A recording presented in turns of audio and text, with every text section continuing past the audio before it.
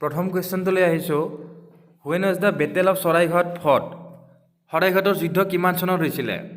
ইয়াৰ এনচাৰটো হ'ব 1671 1671 চনত শৰাইঘাটৰ যুদ্ধ হৈছিলে আহোম আৰু মোগলৰ মাজত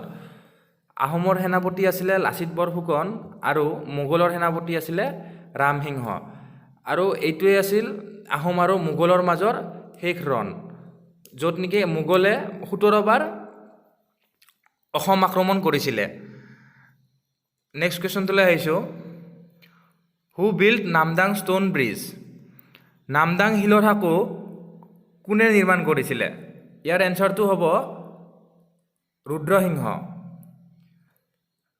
ৰুদ্ৰসিংহই নামদাং শিলৰ সাঁকো নিৰ্মাণ কৰিছিলে 1703 চনত আৰু এই সাঁকোখনৰ মূল বৈশিষ্ট্য আছিলে এই সাঁকোখন 100 বছৰ পুৰণি শিল এটা কাটি পেলাই নিৰ্মাণ কৰা হৈছিলে সেইকাৰণে এই সাঁকোখন বিখ্যাত হয় নেক্সট কুৱেশ্যন হু বিল্ড ধোধৰালি কোনে নিৰ্মাণ কৰিছিলে ধোধৰালি নিৰ্মাণ কৰিছিলে গদাধৰ সিংহই ধোধৰালি নিৰ্মাণ কৰিছিলে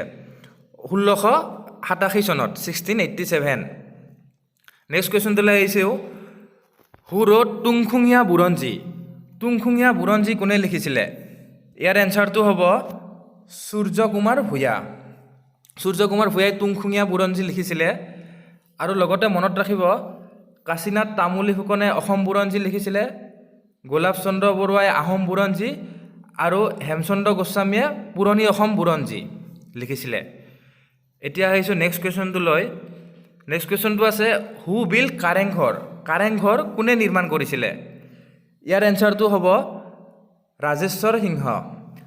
সিংহই কাৰেংঘৰ নিৰ্মাণ কৰিছিলে 1752 চনত লগতে মনত ৰাখিব ৰংঘৰ নিৰ্মাণ কৰিছিলে প্ৰমত্ত সিংহই 18শ শতিকাত প্ৰমত্ত সিংহই ৰংঘৰ নিৰ্মাণ কৰিছিলে নেক্সট প্ৰশ্নটোলৈ আহিছোঁ the shape of Ahom coins were আহোমৰ দিনত যি মুদ্ৰা প্ৰচলিত হৈছিলে তাৰ আকৃতিটো আছিলে অক্টাগনেল আছিলে তাৰ আকাৰটো আৰু এই মুদ্ৰাবিলাকৰ যিটো ধাতু ব্যৱহাৰ কৰিছিলে সেই ধাতুটো গোল্ড এণ্ড চিলভাৰ আছিলে সোণ আৰু ৰূপ নেক্সট কুৱেশ্যনটোলৈ আহিছোঁ capital of Assam was shifted from Shillong to Dispur in year শ্বিলঙৰ পৰা দিছপুৰলৈকে অসমৰ ৰাজধানী কেতিয়া স্থানান্তৰিত কৰা হৈছিলে ইয়াৰ এনচাৰটো হ'ব 1973 চনত যেতিয়া শৰৎ চন্দ্ৰ সিনহা অসমৰ মুখ্যমন্ত্ৰী আছিলে তেতিয়া অসমৰ ৰাজধানী শ্বিলঙৰ পৰা দিছপুৰলৈকে স্থানান্তৰিত কৰা হৈছিলে নেক্সট কুৱেশ্যন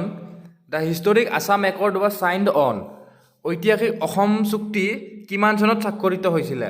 ইয়াৰ এনচাৰটো হ'ব 15 আগষ্ট 1985 15 আগষ্ট 1985ত অসম চুক্তি স্বাক্ষৰিত হৈছিলে নেক্সট কুৱেশ্যনটোলৈ আহিছোঁ who among the following was the first tea planter of India প্ৰথম অসমীয়া চাহ খেতি কৰা লোকজন কোন আছিলে ইয়াৰ এনচাৰটো হ'ব Maniram Dewan next question Kanaklata Barua was associated with which of the following freedom movement Kanaklata Barua কোনটো স্বাধীনতা আন্দোলনৰ সৈতে জড়িত আছিলে ইয়াৰ এনচাৰটো হ'ব option B quit India movement বা ভাৰত ত্যাগ আন্দোলন আৰু ভাৰত ত্যাগ আন্দোলন হৈছিলে 1942 চনত next question Lakshminath Bezbaruah was honoured with Rasaraj in which year লক্ষ্মীনাথ বেজবৰুৱাক ৰসৰাজ উপাধিটো কিমান চনত দিয়া হৈছিলে ইয়াৰ এনচাৰটো হ'ব অপশ্যন বি 1931 1931 চনত লক্ষ্মীনাথ বেজবৰুৱাক ৰসৰাজ উপাধিটো দিয়া হৈছিলে এতিয়া আহিছোঁ শেষৰটোৰ প্ৰশ্নলৈ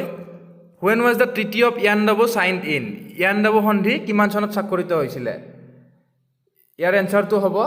1826 1826 চনত ইয়াণ্ডাবু সন্ধি স্বাক্ষৰিত হৈছিলে